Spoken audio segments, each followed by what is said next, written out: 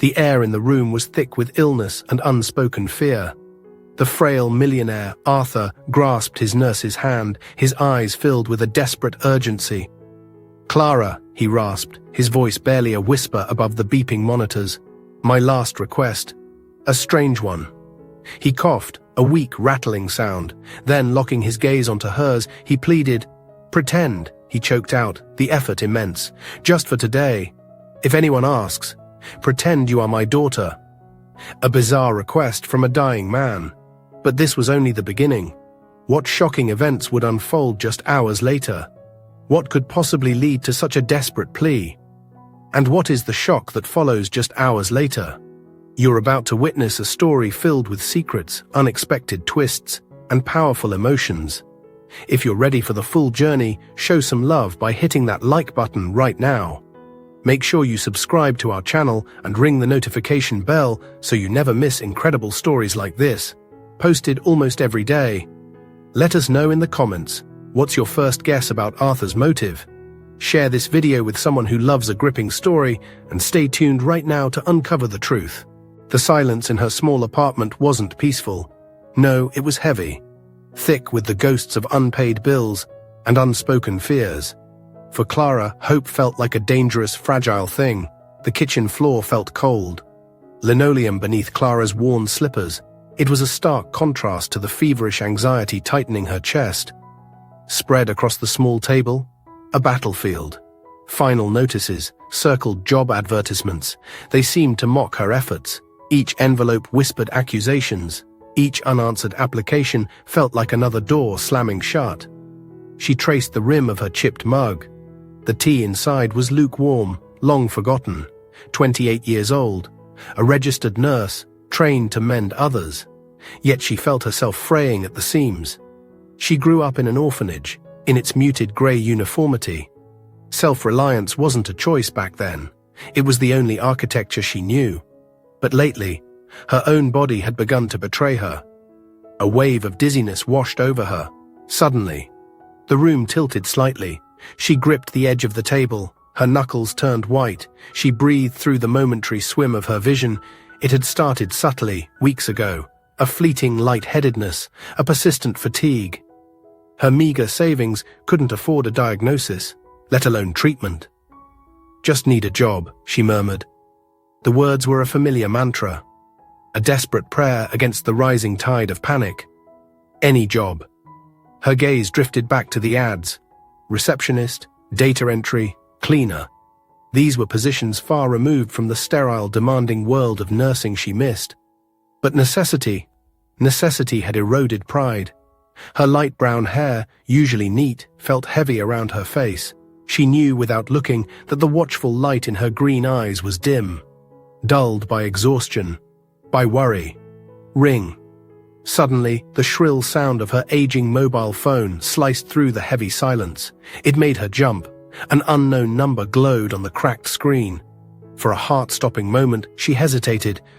Could it be? A response. One of the dozens of resumes sent into the void. Hope flickered within her, sharp, dangerous. Taking a steadying breath, she answered. She schooled her voice, tried to sound professional, capable. "Hello?" The voice on the other end was female, smooth as polished marble, but just as cold. "Good afternoon. My name is Vivian. I am looking for a private nurse, to care for my husband, Mr. Arthur. Your name was recommended." Clara's mind raced. Vivian. Mr. Arthur. Recommended. She hadn't applied for any private nursing positions recently. The few available always required experience.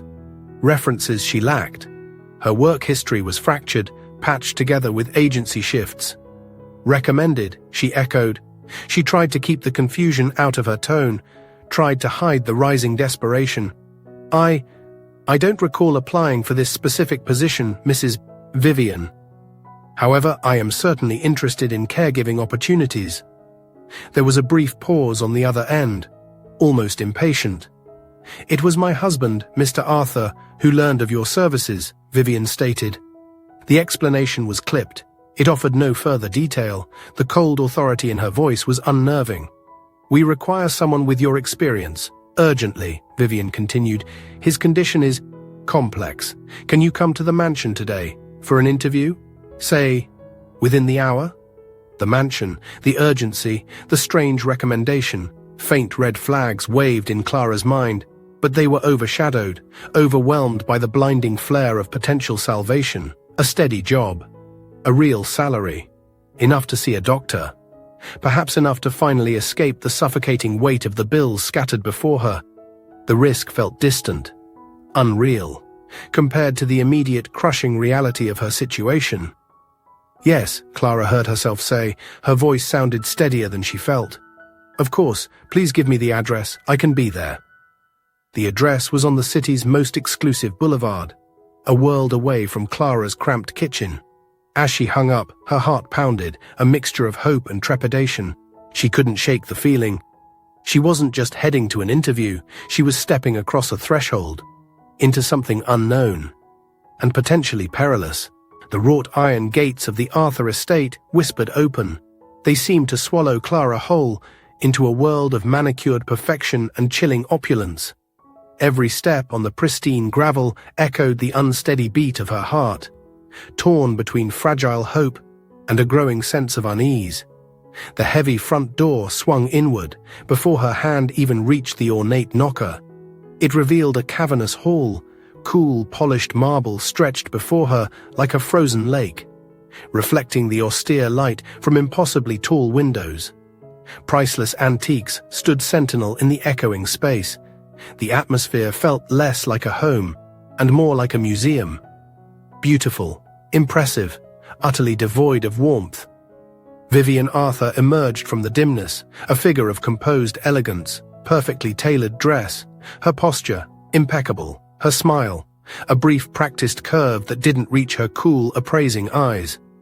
"Miss Clara," Vivian acknowledged, her voice echoed slightly. "Thank you for coming so promptly." She gestured towards two ornate armchairs, not in a comfortable sitting room, but in a formal, intimidating study, dominated by a large mahogany desk. "Please." The interview felt brief, perfunctory, more like an assessment. Vivian outlined her husband's condition, a rare, debilitating disease. She spoke with chilling detachment, like discussing a business liability. "The prognosis is limited," she stated. She glanced at her expensive watch. "The physicians, of course, are prone to dramatic pronouncements. He has perhaps a few months," though one tries to remain optimistic. A wave of pity washed over Clara, sharp, immediate, not just for the ailing millionaire, but for the profound loneliness his wife's indifference suggested. This wasn't concern, it was calculation. "I am truly sorry to hear about Mr. Arthur's condition," Clara managed. Her voice was steady, despite the discomfort churning inside. "Before we discuss the role further, I feel it's essential that I see the patient, if that's acceptable, to understand his immediate needs." It was more than professional necessity. A protective instinct urged her on, sharp, unexpected. She needed to see the man behind Vivian's dismissive words. Vivian's perfectly sculpted eyebrows arched slightly. Just then, a side door creaked open. A man appeared, dusty gardening overalls, holding muddy shears. He froze. His eyes widened in alarm at the intrusion. Vivian's reaction was instantaneous, brutal. "Can you not see we are occupied?" she hissed. Her voice dripped with contempt. "Get out, now." The gardener flushed crimson. He stammered apologies, backed away hastily. "Forgive me, Mrs. Arthur. Ma'am." He vanished. As quickly as he had appeared, the brief, ugly display, it solidified Clara's unease into genuine concern. The cruelty was stark. "Mrs. Arthur," Clara pressed, gently but firmly, refusing to be deterred. "Seeing Mr. Arthur is crucial." Vivian's lips thinned. A hard line, a flicker of annoyance crossed her features, then it was smoothed away. With a sigh bordering on exasperation, she conceded. "Very well, this way." She led Clara up a grand curving staircase, silence broken only by their footsteps on the plush runner. They approached a large, imposing oak door at the end of a long corridor. Suddenly, a terrible sound shattered the quiet, a harsh, racking cough, followed by a choked gasp for air. Clara didn't hesitate. She pushed past Vivian, burst into the dimly lit room. The air felt thick. Antiseptic. Illness. In the large canopied bed lay a man, frighteningly pale, frighteningly thin. His body convulsed with violent coughs, his face contorted, a desperate fight for breath. Medical monitors beeped, erratic. Beside the bed, he wasn't just coughing, he was choking, struggling, his airway clearly obstructed. Instinct took over, years of nursing training surged forward. Clara rushed to his side, ignored Vivian's sharp intake of breath behind her. Gently, firmly, she adjusted his position, leaned him forward slightly, supported his frail chest. She administered firm, measured pats on his back, trying to dislodge the obstruction. His face turned a terrifying shade of grey. He's not getting air, she thought. Frantically, with calculated care, fearing injury but more afraid of inaction, she shifted him again, performed a modified Heimlich, suitable for someone bedridden. Suddenly, a rattling gasp.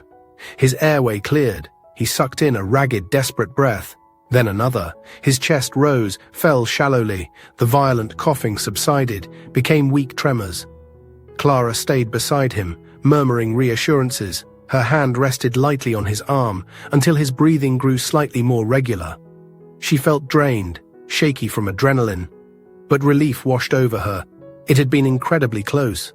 Arthur's eyes fluttered open, startlingly green, intelligent.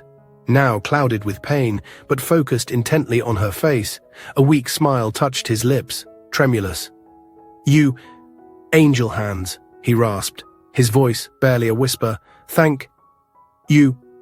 Vivian stood frozen by the door, her face a mask of barely concealed fury. "It seems," she said, her voice tight, "you've made yourself useful, Miss Clara. However, as you can see, it was merely a momentary incident. I assure you I am perfectly capable of managing my husband's care." She took a step forward, clearly intending to dismiss Clara, but Arthur gathered surprising strength. He lifted a trembling hand. "No," he whispered. His gaze shifted to his wife. A flicker of steel entered his weak voice. "She stays. I want her. As my nurse." A silent battle of wills played out. Over the frail man in the bed, Clara, though still shaken, seized the moment. "Mr. Arthur," she began, "your condition seems quite serious. If I am to care for you properly, a full-time position would be best. I would need to stay here, even a small space, an armchair." Her voice trailed off, worried about leaving him alone. Especially after what she'd witnessed. "Nonsense," Arthur interrupted, his eyes fixed on Clara, filled with profound gratitude. He turned his gaze back to Vivian. His voice gained a thin thread of command. "Vivian, accommodate Miss Clara. In the best guest room. It is the very least we can do." The words hung in the air, a reluctant concession, forced upon the icy mistress of the house. Clara had the job, a room in the opulent mansion, the trust of the man she'd just saved, but she also had Vivian's cold, watchful eyes fixed upon her. She was inside the gilded cage now, but was she a caregiver? Or had she unknowingly become a pawn in a game she didn't yet understand? Weeks bled into a quiet rhythm. Within the opulent walls of the Arthur mansion, Clara moved like a ghost of quiet efficiency. Yet beneath the surface, two frailties grew. The slow decline of the man she cared for, and the insidious weakness taking root in her own body. The mansion's grandeur, once imposing, now felt suffocating. A gilded cage. Clara meticulously followed doctors' instructions, administered medications with practiced care, monitored vitals, ensured Arthur's comfort. Yet, despite her diligence, Mr. Arthur seemed to fade a little more each day. And so, disturbingly, did she. A persistent dizziness clung to her, like a shadow, sometimes blurring the edges of her vision. Fatigue settled deep in her bones, a weariness sleep couldn't fully erase. "I need to see a doctor soon," she'd think, then push the worry aside. But not yet, not while he's like this. Her concern for Arthur became a shield, protection against her own growing weakness. His moments of lucidity were fewer now, but his gratitude, expressed in a faint smile, a weak squeeze of her hand, it fueled her resolve. One grey afternoon, she entered his spacious room, carried the medication tray. The scent of polished wood and expensive linens mingled with a sharper smell. Metallic. The tang of illness. Arthur was propped against a mountain of pillows, looking impossibly frail.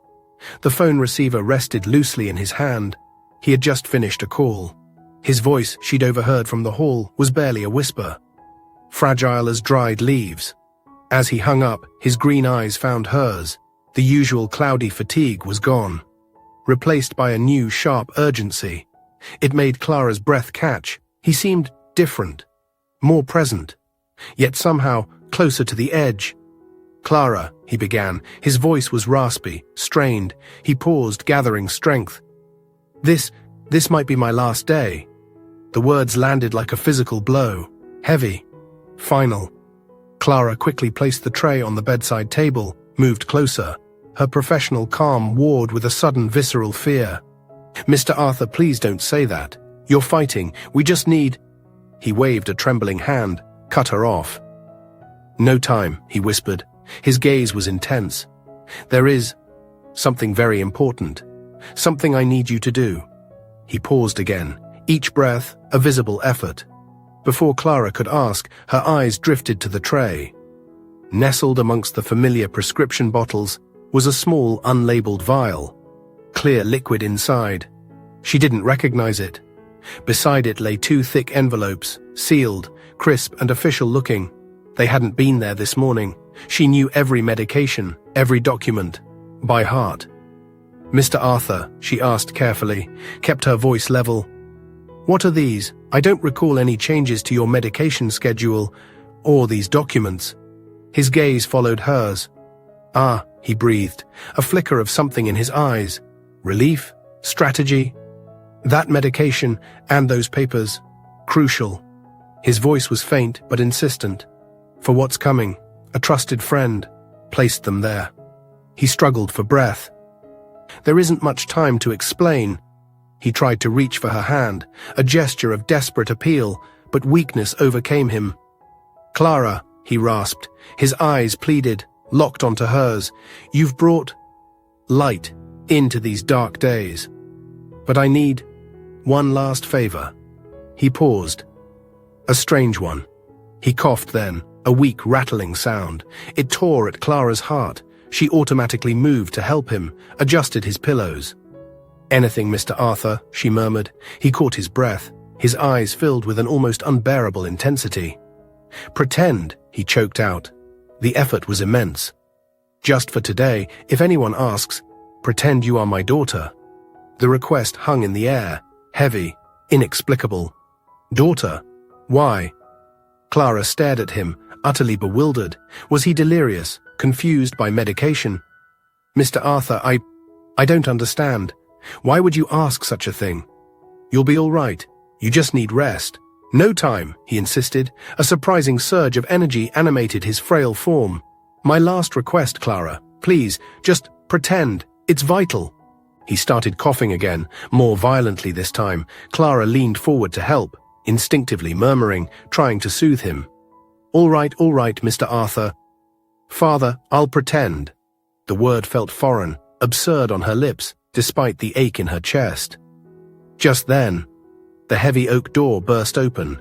Vivian stood framed in the doorway, face impassive, eyes sharp and cold. Behind her stood another man. Clara hadn't seen him before, impeccably dressed, severe dark suit, carrying a briefcase. A lawyer, undoubtedly.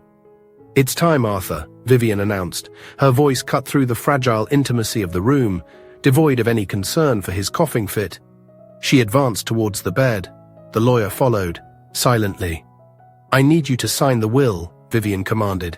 "I've brought Mr. Davies to witness everything, to ensure it's all perfectly legal." Clara stepped back instinctively. The space suddenly contracted, filled with tension. Arthur's strange request, the mystery vial, the sealed envelopes. And now, the wife, the lawyer, the will, all converging in this room, heavy with the scent of approaching death. A cold dread washed over her. Was this why? Was this the reason for his desperate plea, caught between a dying man's baffling request mysterious items hinting at deep secrets, and the cold demand of a wife wielding a will like a weapon. Clara felt the room spin. Arthur struggled to breathe. Vivian pressed for a signature. What could possibly happen next in this suffocating tableau of wealth, illness, and hidden agendas? The air in Arthur's opulent bedroom crackled, thick with unspoken violence. Vivian stood poised with the will, the lawyer a silent shadow, while the man in the bed fought not just illness, but the crushing weight of his wife's final callous demand. Arthur's breath hitched, a ragged sound, a counterpoint to the lawyer's unnerving stillness. His eyes, moments before pleading with Clara, now fixed on Vivian. A profound weariness settled over his features, deeper than the illness itself. "Vivian," he managed, his voice a threadbare whisper, laden with years of unspoken disappointment. "Even now, in this state, is this truly what matters most?" Before Vivian could retort, the heart monitor erupted, the steady beep dissolved, became an erratic, panicked alarm, sharp, urgent, piercing the tense atmosphere. Simultaneously, other monitors flashed red warnings. Oxygen levels, respiration, falling fast. "What's happening?" Clara exclaimed, professionalism overriding fear. Her own head swam slightly. A dizzy spell threatened. She pushed it back. "Not now," she commanded herself fiercely. She moved towards Arthur. Her nurse's instinct screamed. He was rapidly destabilizing. Vivian, however, barely glanced at the alarming signals.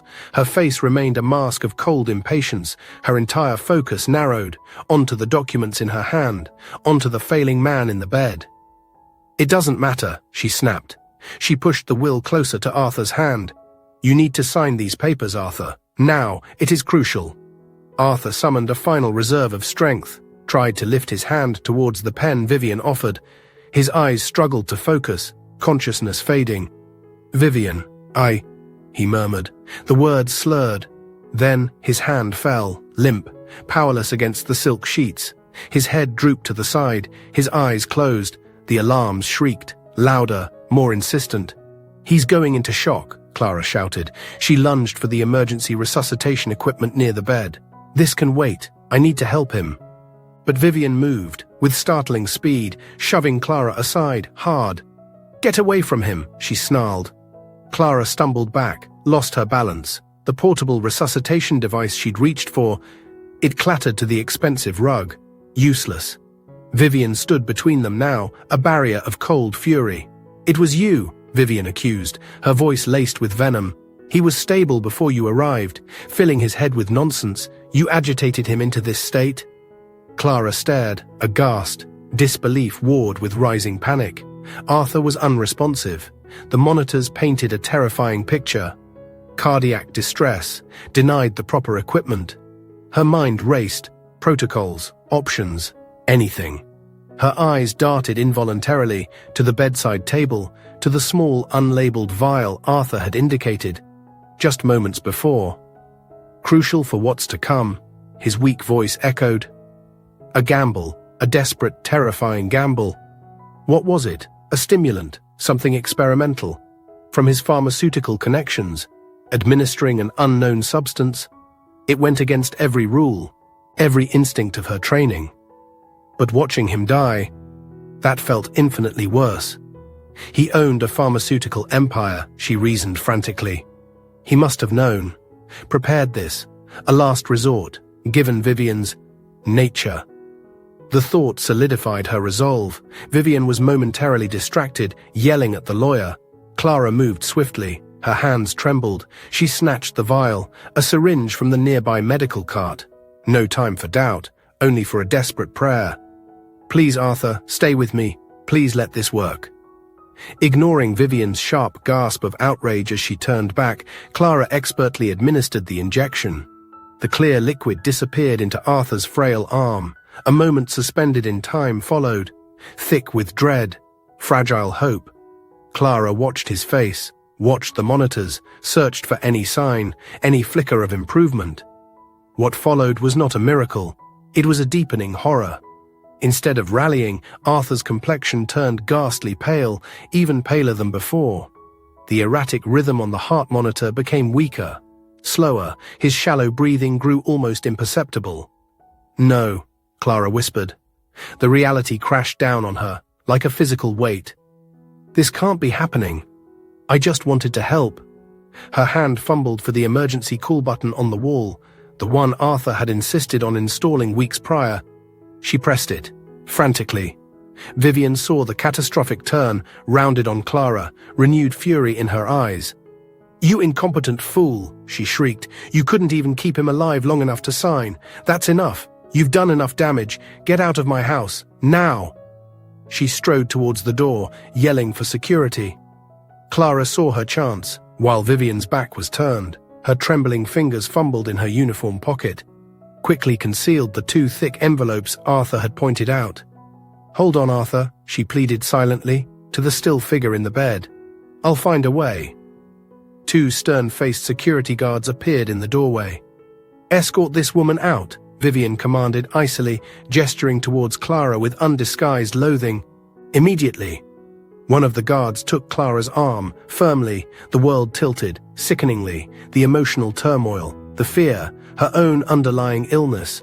They conspired against her, dragged away from the man she might have just harmed further, clutching the secret envelopes like a fragile talisman. Clara felt her consciousness fading, cast out onto the cold driveway, Arthur's fate precarious, Vivian's accusations ringing. How could she possibly help him now, dumped onto the unforgiving gravel driveway like discarded trash? The world swam in sickening waves around Clara. Vivian's venomous words echoed, but beneath the pain, a desperate question burned. What was happening to Arthur inside that cold, imposing house? The rough stones bit into her cheek. She managed to push herself weakly onto the softer grass verge, fought back nausea. A shadow fell over her. She flinched, expected another security guard, but looked up, into the kind, worried eyes of the gardener, the one Vivian had dismissed so cruelly. His weathered face was etched with concern. "Miss, are you all right?" His voice was surprisingly gentle, a stark contrast to his rough appearance and to the harshness she'd just endured. He offered a calloused hand. Clara hesitated only a moment, accepted his help. His solid grip helped her stand. Shakily. I think so," she stammered, leaned against him for support, the dizziness still threatened. "It's Mr. Arthur. He worsened, significantly." Saying it aloud made the horror real again. Did I cause it? With that injection? The thought sent a fresh wave of sickness through her. Just then, a distant wail, a siren.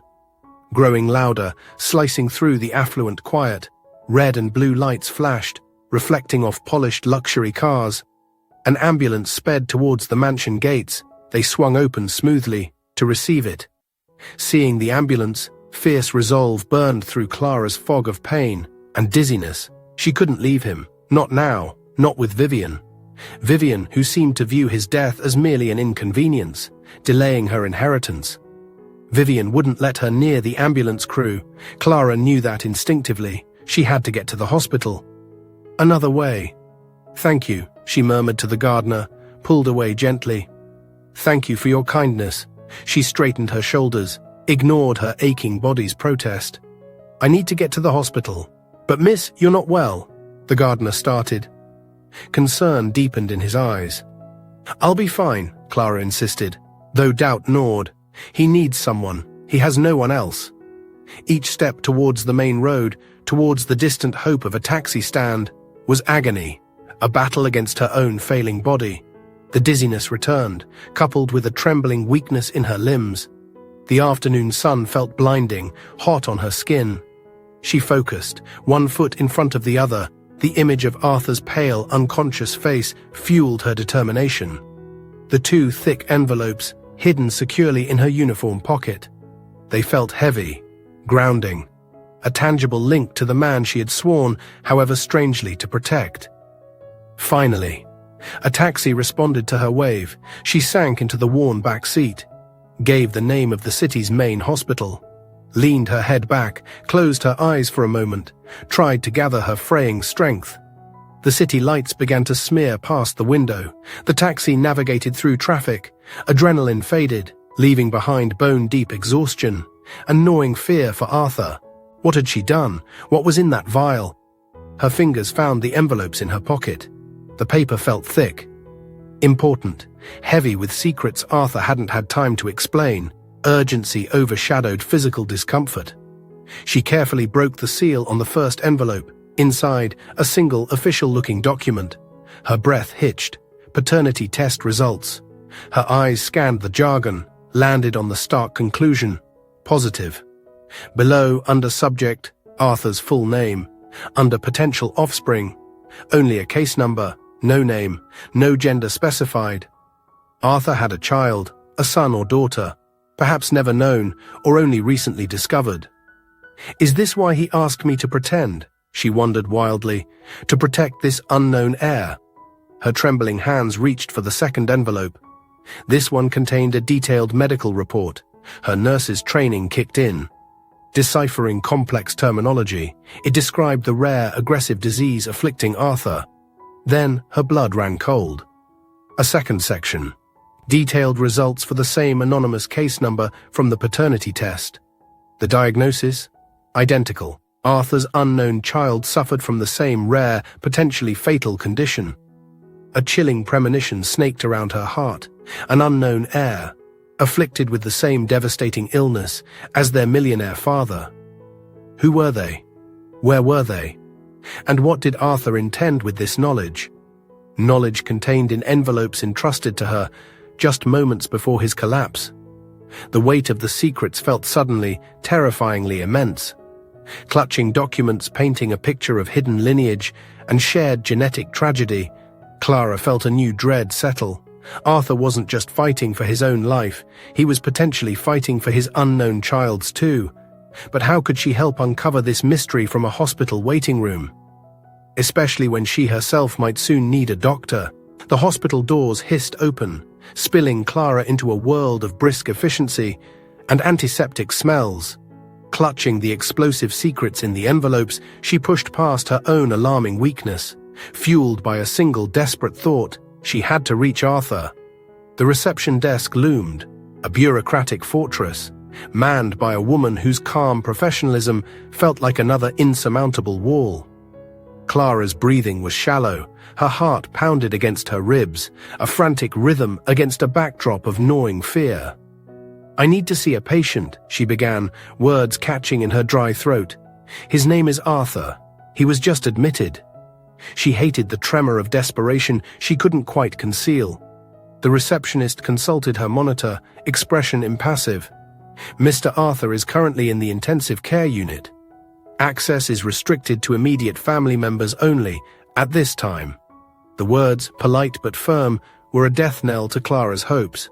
Immediate family. She was nobody, just the nurse his wife despised. Panic clawed at her. She thought of Arthur, alone, vulnerable. She thought of Vivian, cold, calculating. She thought of the envelopes, the unknown child, the shared disease, and she remembered Arthur's strange, desperate plea. "Pretend you are my daughter." Was it delirium? Or something more? A key? A shield? It was a wild gamble, a dangerous lie, but what other choice did she have? Her hand instinctively tightened on the envelopes.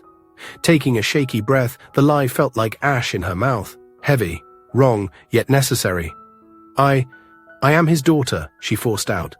Met the receptionist's steady gaze. The woman's eyebrows rose slightly. "These papers," Clara added quickly, fumbled for the first envelope, fingers clumsy with adrenaline and fatigue. She thrust the DNA test forward, prayed the lack of specific details would be overlooked. "These papers prove it.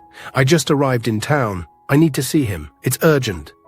The receptionist took the document, scanned it briefly. Perhaps it was Clara's genuine distress. Perhaps the official look of the paper. Or perhaps protocols were less stringent when faced with sheer desperation. After a moment, an eternity, she nodded. Curtly. "All right, follow the signs for the ICU. 3rd floor. Inform the nurses at the station there." Relief washed over Clara, potent, dizzying, nearly buckling her knees. She murmured thanks, hurried towards the elevators. The borrowed identity felt like an ill-fitting, dangerous costume. The hospital corridor stretched before her, long, eerily quiet. Despite the hum of machinery and hushed voices, each footstep echoed, amplifying her isolation, the weight of her deception. The antiseptic smell burned her nostrils, usually a scent of healing, now intertwined with fear. Impending loss, reaching the ICU nurse's station, she repeated her lie. The words came easier this time. The guilt remained. A nurse led her to Arthur's room. Clara hesitated at the door, steeled herself, pushed it open. The sight squeezed the air from her lungs. Arthur lay frighteningly still, in the large hospital bed, intubated. A network of tubes and wires connected him to an array of monitors, beeping and blinking, quietly, relentlessly. The rhythmic sigh of the ventilator, the only sound of breath in the room. He looked smaller, impossibly fragile against the stark white sheets. Skin pale, translucent. A doctor stood beside the bed, making notes on a clipboard. Expression grave. Clara approached slowly, her heart aching, pain, guilt, fierce protective tenderness. "Mr. Arthur," she whispered. Knew he couldn't hear. "It's me. Clara, I came as soon as I could." She reached out tentatively, touched his hand, cool, unresponsive. The doctor looked up, eyes sympathetic, but devoid of false hope.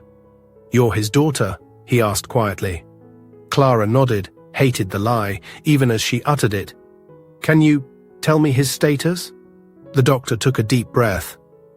"Mr. Arthur is in a deep coma," he stated, gently but directly. "His condition is extremely critical. Given the circumstances of his arrival and the underlying disease, frankly, it's unlikely he will survive through the day." The words struck Clara like a physical blow. The room seemed to recede. The beeping monitors faded, became a dull roar in her ears. "No, not like this. He can't leave like this. I need to be alone with him," she choked out. The request surprised herself. "With my father." The doctor nodded understandingly, quietly left the room. Clara sank into the visitor's chair beside the bed. The vinyl felt cool against her skin. She took Arthur's limp hand in hers. Tears welled, blurred her vision. His last request echoed, "Pretend you are my daughter." "Mr. Arthur," she whispered, voice trembling.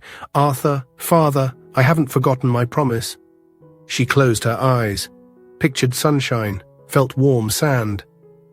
"Today," she said softly, tears tracing paths down her cheeks. "I'll be your daughter. We're at the beach, see? No hospitals, no sickness, just the sun, the sea. We're sharing stories, laughing. It's a beautiful day, our perfect day." She poured her own desperate longing for connection, for family, into the whispered words, offered him the only comfort she could. Crash. The door slammed open, shattering the fragile peace. Vivian stood there, face contorted with fury, eyes blazing with undisguised hatred. "You!" she shrieked, advanced into the room like a storm cloud. "How dare you? I thought I made myself clear. You are fired. Get away from my husband." Despite the fatigue threatening her, despite the dizziness returning with a vengeance, Clara struggled to her feet. Faced Vivian, clung to the only defense she had. "You can't fire me," she stated, her voice surprisingly firm, holding on to the lie like a shield. "I am his daughter." Vivian let out a harsh laugh, disbelieving, obscene in the quiet room. "His daughter? Ridiculous. Look at yourself. You could never—" Suddenly Clara gasped, her eyes fixed on Arthur's still hand. Was it just a twitch, a trick of the light, or did his fingers just move? "He moved," she cried out, pointing, voice weak but urgent. "His fingers," Vivian scoffed, dismissed it instantly. "Nonsense, she's delirious. Get her out of here," she ordered, turned towards the door, presumably to call security again. But the effort, the shock, the emotional roller coaster, her own failing health, they finally converged. A wave of blackness rushed towards Clara. The beeping monitors seemed to fade into the distance. Her last conscious thought of Arthur's fingers, that tiny, uncertain movement. Then, the floor rushed up to meet her, collapsing onto the cold hospital floor. Clara's last sight was Arthur's hand and Vivian's triumphant sneer. Had Arthur really moved, or was it a desperate illusion? And now, unconscious, defenseless. What would Vivian do next? With no one left to challenge her control over the millionaire's final moments, darkness receded slowly, like a heavy curtain drawn aside. Clara surfaced from unconsciousness, not to the frantic ICU, but to a strange, hushed calm, disorienting and unnervingly expensive. Consciousness returned, like a slow tide. First, muted sounds, then the soft pressure of fine cotton sheets. She blinked, eyelids heavy, adjusted to subdued light filtering through slatted blinds. This wasn't the chaotic urgency of Arthur's room, nor a stark standard ward. This room was private, tastefully furnished. Gleaming modern medical equipment hummed almost silently. Confusion washed over her, quickly followed by panic. Where am I? How did I get here? The cost? With considerable effort, she pushed herself up, braced for the familiar dizziness, the weakness. But it didn't come. Instead, she felt surprisingly steady. The IV drip, likely started when she collapsed, was gone. The bone-deep fatigue, the persistent lightheadedness, plagued her for weeks. It had lessened, significantly, almost vanished. It was bewildering. Had she been unconscious for days? What had they given her? And more importantly, what had happened to Arthur while she was out? Her eyes scanned the quiet room, searching for clues. Then she saw it. Her worn shoulder bag, sat neatly on a plush armchair near the window. Beside it, stark against expensive upholstery, lay the two thick envelopes taken from Arthur's room. The paternity test, the medical report. Someone had gathered her things. Someone knew. But who? And why move her here? The expensive quiet suddenly felt less peaceful, more like a gilded cage, isolating her. Ignoring lingering disorientation, Clara swung her legs carefully over the side of the bed. Her muscles felt strangely capable, stronger than in weeks. She needed answers, needed to know about Arthur. Her gaze fell back on the envelopes. The Pharmaceutical Institute, Arthur's company. Contact information, printed discreetly on the corner of the medical report. Her fingers, steadier now than hours or days ago, fumbled slightly, retrieved her phone from the bag, dialed the number. The phone felt cool against her ear as it rang.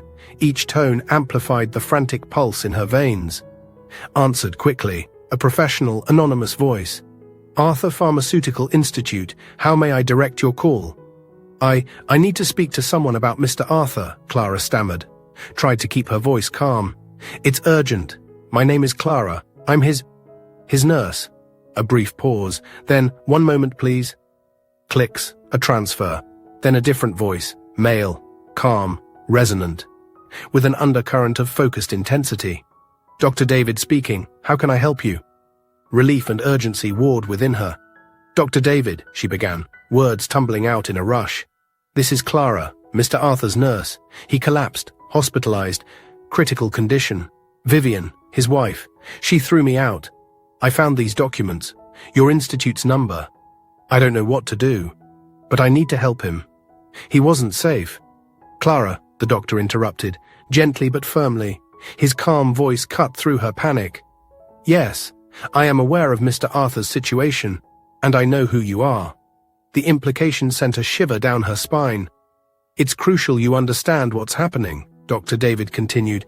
Mr. Arthur is involved in a highly sensitive research program. A potential cure for the rare disease afflicting him.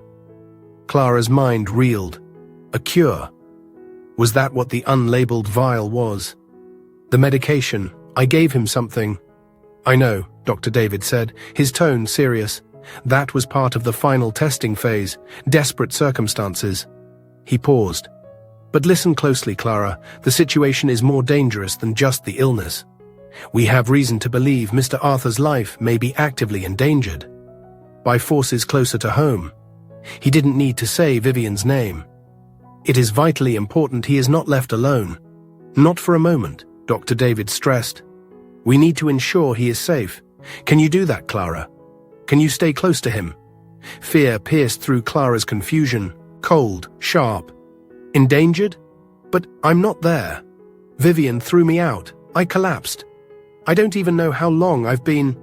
I know, Dr. David repeated, voice urgent now. That has been rectified. You are safe, under our observation. But Arthur isn't. I need you back at his side. His words gained intensity. The study results, the final pieces for the cure protocol, are expected today. Perhaps within hours. It might still be too late for him. But we have to try. More importantly, we cannot let her interfere. He paused again. The silence stretched. I am heading to the hospital right now, Dr. David stated, but until I arrive, he needs you there. Can you get back to his room? Do not leave his side, under any circumstances. Click. The line went dead. Clara clutched the phone. Her mind raced, terrifying implications. A cure, a conspiracy, danger. And somehow, she was caught in the middle, tasked with protecting the man, who was not just her patient, but potentially something much, much more. Armed with terrifying knowledge, an experimental cure, a threat to Arthur's life, Clara felt adrenaline surge.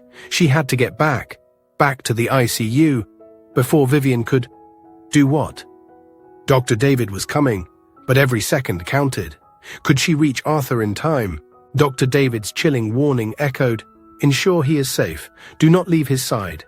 Fear lent wings to Clara's feet. She raced back through sterile hospital corridors, each footstep a frantic prayer, let me be in time, please, let me be in time. She practically flew, ignored curious glances from visitors and staff.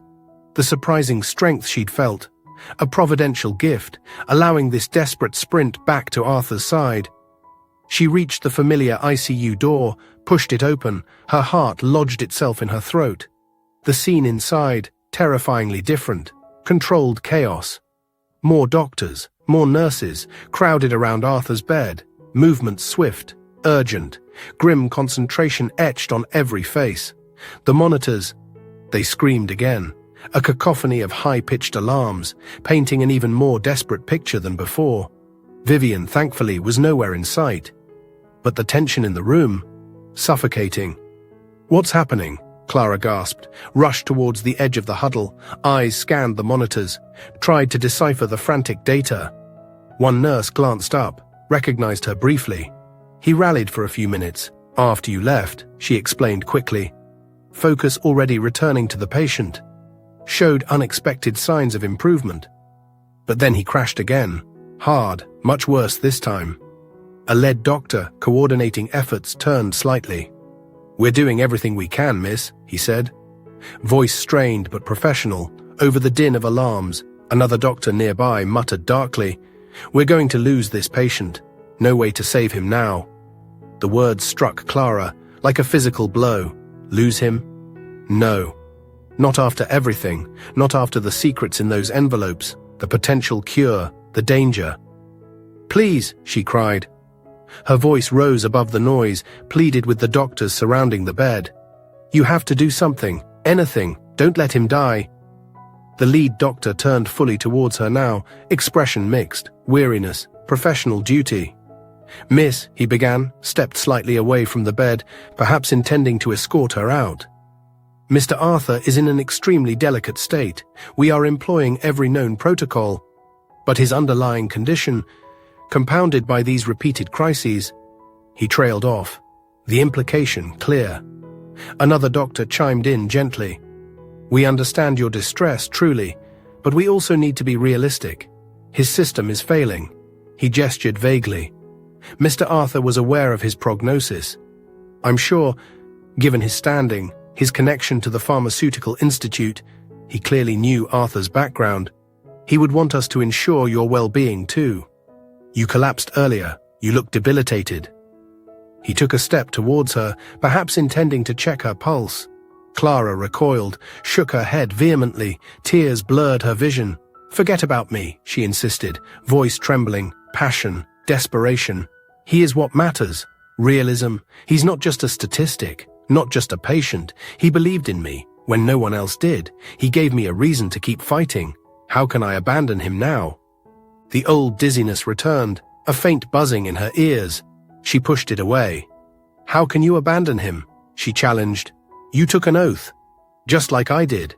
There's always something more that can be tried. Always." The lead doctor held up a calming hand. His eyes remained grave. "We are not abandoning him," he said patiently, but with an air of finality. "We are managing the situation according to best medical practices." But sometimes, even with all our efforts, his voice seemed to fade. The room began to tilt again. Clara gripped the back of a nearby chair for support, knuckles white, the faces of the doctors blurred.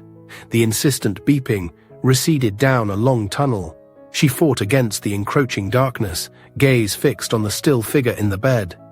She thought of the cure Dr. David raced to deliver, the unknown child sharing this fate, the promise she'd made earlier, in the quiet. "He can't die now. Not now. Please," she whispered. The word barely audible, a final desperate plea, aimed at the doctors, at fate, at Arthur himself. Save him. Then, the last vestiges of her borrowed strength dissolved. Her grip slackened. The buzzing in her ears became a roar.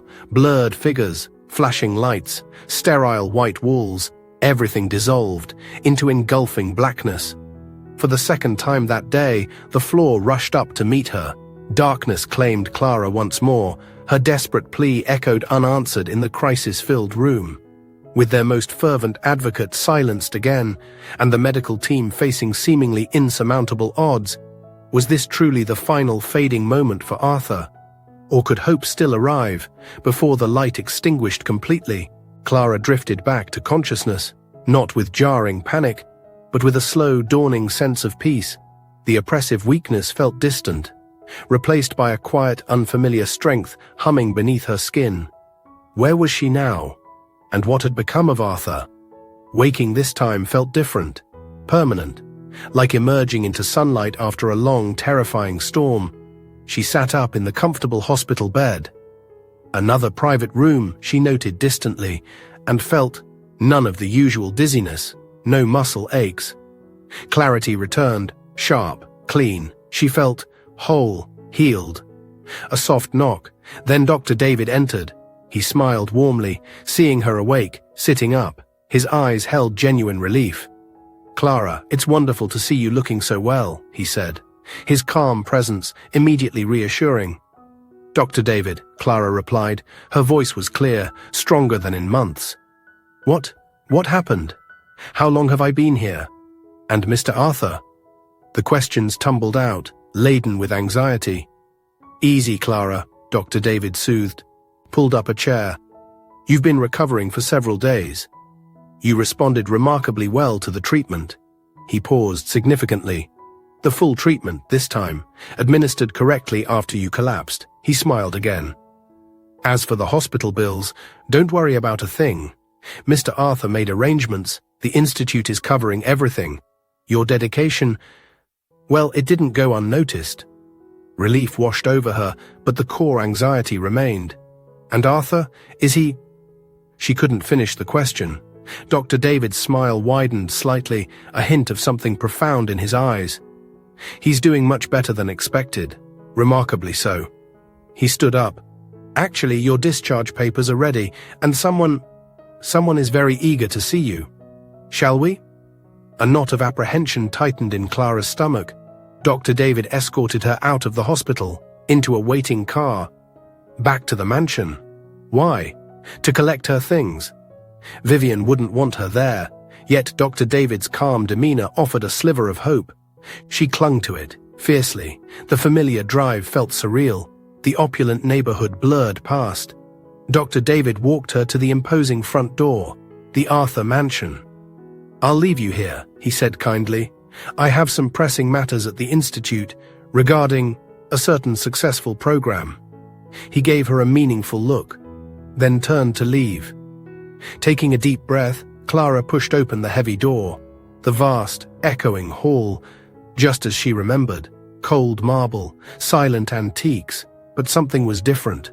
Sunlight streamed through the tall windows, catching dust motes dancing in the air, and standing in the center of the hall, bathed in that light, was Arthur, not the frail, bedridden man she had left fighting for his life.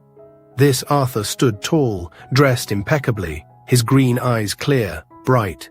He looked healthy, vital, and he was smiling at her, a genuine, warm smile, reaching his eyes. Then, impossibly, he took a step towards her, then another. He was walking. Clara froze, hand flying to her mouth, disbelief warring with overwhelming emotion. Tears sprang to her eyes, hot, sudden, blurring the miraculous sight. Was she dreaming? Hallucinating? "Arthur," she whispered, the name caught in her throat. He closed the distance between them, steady steps, smile widening as he saw her tears. He opened his arms. Clara stumbled forward, collapsed into his embrace. It wasn't the frail hug of a dying man. It was strong, solid, real. She clung to him, sobbing uncontrollably, releasing weeks of fear, tension, uncertainty. He held her tightly, one hand stroking her hair, murmuring soothing words. "It's all right, Clara," he said, his voice stronger than she had ever heard it, thick with emotion. "It's all right now. You're safe. We're safe." After a long moment, they drew apart slightly. He kept his hands gently on her shoulders, eyes searching her face. "You saved me, Clara," he said earnestly. "More times, and in more ways than you can possibly imagine." Clara shook her head, wiped her eyes. I don't understand. How? You were... The doctors said... She thought of the vial, the desperate injection. Did I? He anticipated her fear. What you did in that moment, Clara, it was a catalyst. Risky, yes. Born of desperation. But it bought us time. His eyes held hers. Time for Dr. David to arrive, with the real breakthrough. Relief shuddered through her, but questions still swirled. "The envelopes," she began. "The child. The paternity test. Did you find them? Are they all right? Do they know about the cure?" Arthur's expression softened, his eyes filled with an emotion so profound, it made Clara's heart ache. He gently cupped her face in his hands, his gaze held hers captive. "Oh, Clara," he said, his voice thick, "the child from the test, the one who shares my illness, the one I've been desperately searching for, hoping to save." He paused, took a deep breath, his own eyes glistening. "I did find her." "Yes." "Thank God," Clara breathed. Relief flooded her again. "Where is she? Is she here?" Arthur's smile was tinged with a beautiful sadness. "She's standing right here, Clara." His voice was soft, looking at me with those intelligent, caring eyes. Eyes that are so much like her mother's. Clara stared, her mind struggled. Her. Like her mother. What did he mean? "Me," she whispered, confusion clouding her features. "What are you saying, Arthur? Are you talking about the request? To pretend?" She clung to that explanation, the alternative, too staggering to comprehend. He shook his head gently, tears now traced paths down his own cheeks. "No, Clara, not pretend. Never pretend." He took another deep breath. The words came out laced with reverence, awe, the weight of years lost. "You are my daughter, Clara, my flesh and blood, my daughter." The words hung in the air, echoed in the vast hall, shattering Clara's world, rebuilding it, in a single, breathtaking instant. Daughter, his daughter.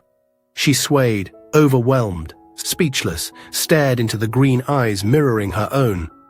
"How?" she finally managed, the word a choked whisper. "How is this possible?"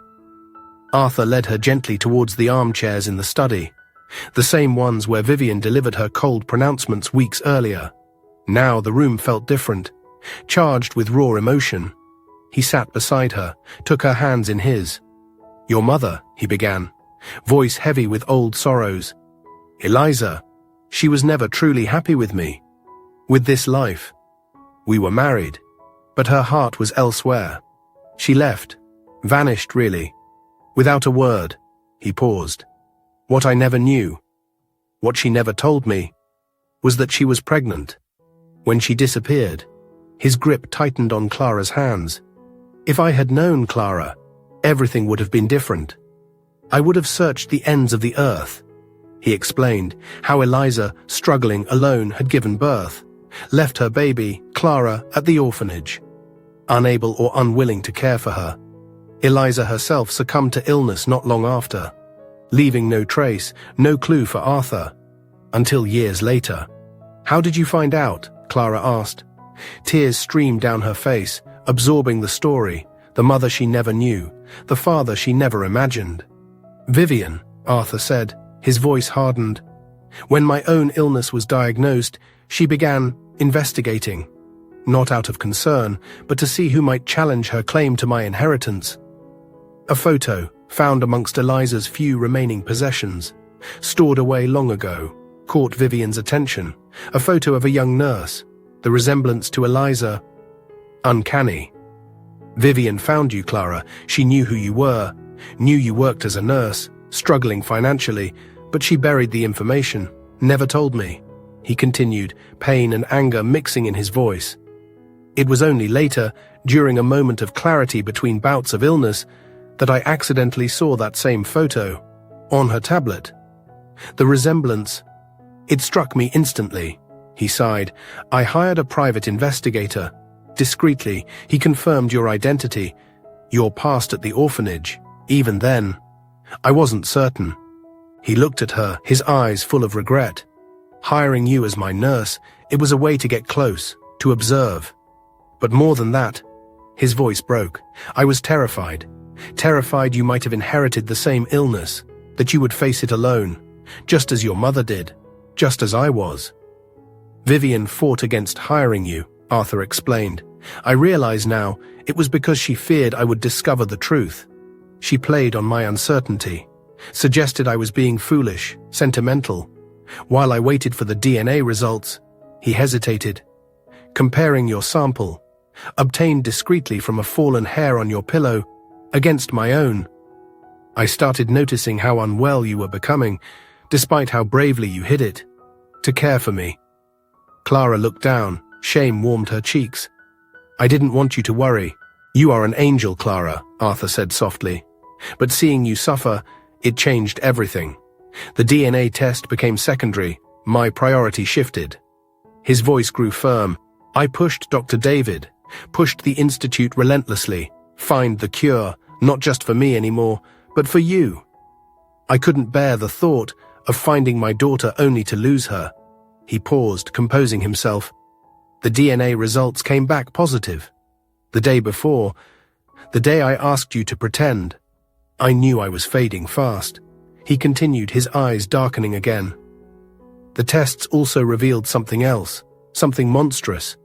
Dr. David's analysis of my blood work, it confirmed my suspicions. Vivian wasn't just neglecting me, she was actively drugging me, worsening my condition, accelerating my decline, ensuring I would sign that will, and leave her everything." Clara gasped, horror mixed with the tears, discovering her betrayal, her cruelty. "It was devastating," Arthur admitted, "but it also solidified my resolve. I had to protect you. That's why I asked you to pretend. I didn't want to burden you with the truth, give you a father only for him to die moments later. And I needed you close, needed someone I could trust, even implicitly, near those envelopes. And that vial." "The vial," Clara whispered. "What was it?" Arthur managed a small smile, a genuine one. "The cure, Clara, or rather the final critical component of it, rushed from the lab by Dr. David's trusted friend who placed it there," he explained. "The research team had the breakthrough, largely thanks to the pressure I put on them, for you. I knew it likely wouldn't work fast enough for me, in my weakened state, but when you injected it, combined with the full protocol Dr. David administered after you both collapsed, it worked." He squeezed her hands. "For both of us." He leaned forward, his eyes shining, tears of relief, overwhelming love. "It saved us, daughter. We are cured, Clara. We have a whole life ahead of us." Daughter, cured. The words reverberated through Clara, rewriting her past, present, future, in one breathtaking revelation, shock immense, joy overwhelming, reality almost too much to absorb. As she looked into the eyes of the father she never knew she had, a million questions remained. But one truth shone brighter than all the rest. They had found each other, against all odds. What would day one of this impossible new life look like? In the quiet aftermath of the storm, truth settled over the Arthur mansion, no longer a place of secrets and fear, but one of tentative beginnings. Daughter, father, cured, anchors in a sea of overwhelming emotion. But the shadow of Vivian's betrayal still lingered. What did justice look like, and how did one begin to build a life from the wreckage? The news arrived quietly, a stark contrast to the preceding storm. Vivian's arrest, conveyed by Dr. David. With solemn professionalism, the evidence was irrefutable. Blood analysis confirmed the poisoning. Bank records showed suspicious transfers. Testimony detailed her attempts to coerce Arthur, obstruct medical care. The case against her was swift, decisive. No dramatic courtroom showdowns filled the papers, only concise reports, indictments. Plea bargains entered under overwhelming evidence. Finally, a lengthy prison sentence. Justice, when it came, felt less like triumph, more like the quiet, necessary closing of a heavy shadowed door, allowing sunlight to finally filter into the corners of their lives. For Clara and Arthur, the following weeks were a time of gentle rediscovery. No grand pronouncements, just the quiet rhythm of shared meals, tentative conversations, the slow, steady process of healing, physical and emotional. Clara learned about the father she never knew, his passions beyond business, his quiet regrets, the loneliness that had permeated his gilded existence. Arthur, in turn, discovered the resilient, compassionate woman his daughter had become, marveled at her strength, forged in the harsh realities of the orphanage, the demanding world of nursing. He saw so much of Eliza in her eyes, in her quiet determination. But Clara possessed a warmth, an empathy, uniquely her own. Then, one bright, clear morning, Arthur fulfilled a promise, one whispered in the dim light of a hospital room. He drove them himself, not in a chauffeured limousine, in a comfortable sedan, towards the coast. The salt spray kissed their faces. As they stepped onto the sand, the vast expanse of the ocean stretched before them, shimmering under the sun. It was a world away, from sterile rooms, from whispered conspiracies. Here, no monitors beeped, no shadows lurked, just the cry of gulls, the rhythmic roar of the waves, the feeling of warm sand between their toes. They walked along the water's edge, sometimes talking, sometimes falling into comfortable silences, simply absorbing the peace. Clara watched Arthur laugh, a real, unrestrained sound, completely different from the weak smiles she had known. A wave chased them higher up the beach. He looked younger, lighter, the burdens of illness, betrayal, seemingly lifted. By the sea air, by the presence of his daughter. She told him about her dreams, as a child in the orphanage. Simple dreams, of belonging, of having someone to call family. He listened intently, eyes filled with mixed emotions. Sadness for years lost, profound gratitude for the present.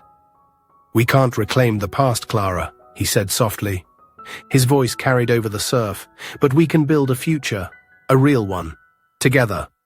That day at the beach, it wasn't just fulfilling a promise, it was laying a new foundation, built on honesty, shared vulnerability, the quiet miracle of their reunion. Returning to the world, Clara found herself with a new sense of purpose.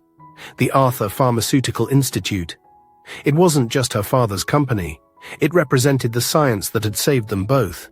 But her experience, witnessing potential neglect, abuse, Vivian's cruelty, her own helplessness, it ignited a new passion within her. With Arthur's full backing and Dr. David's guidance, Clara spearheaded a new initiative.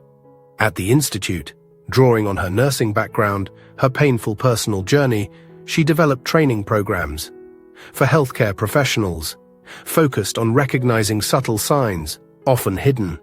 Domestic abuse, neglect, emotional manipulation, signs beyond physical marks. Her workshops emphasized active listening, empathetic observation, empowering nurses and doctors to become stronger advocates for vulnerable patients trapped in silence. Her pain, once a source of weakness, was now channeled into a powerful force for change. Arthur watched her work, with quiet pride, inspired by her resilience, her compassion. He dedicated significant institute resources to support her cause, established partnerships with patient advocacy groups, funded research into safer care environments. He saw not just his daughter, but a leader, a healer. Emerging from the crucible of her past, his own recovery felt more complete, finding purpose in supporting her mission. Clara's work soon gained recognition. Beyond the institute, invitations arrived to speak at medical conferences, sharing professional findings and her personal story. She spoke with quiet eloquence, importance of vigilance, empathy, courage to intervene, touching hearts, inspiring countless others in the healthcare field. Life settled into a new normal, a tapestry woven with threads of shared work, quiet family dinners, walks by the lake, the simple joy of getting to know each other. The scars remained, reminders of the darkness navigated, betrayals endured, years stolen. But now, they walked in the light. Together, they found joy in small victories, shared laughter, mutual respect and admiration growing stronger each day. Bound by a love that had overcome impossible odds, theirs wasn't a fairy tale ending, but something more real, more precious. A second chance, hard-won, deeply cherished. The ocean breeze still seemed to whisper sometimes, carrying echoes of a desperate promise made in a hospital room. But now, standing beside her father, looking towards a future built on truth and healing, Clara knew, while the past could never be erased, its shadows no longer held the power to dim the resilient, hopeful light of a brand new day. Clara and Arthur's incredible story reminds us that even when facing overwhelming odds, illness, betrayal, and loneliness, kindness and truth can forge a path towards healing and unexpected second chances. It's a powerful testament to resilience and how genuine connection can ultimately mean more than all the riches in the world. Were you moved by their journey from despair to daylight? If this story resonated with you, please show your support by hitting that like button. It truly helps our channel grow.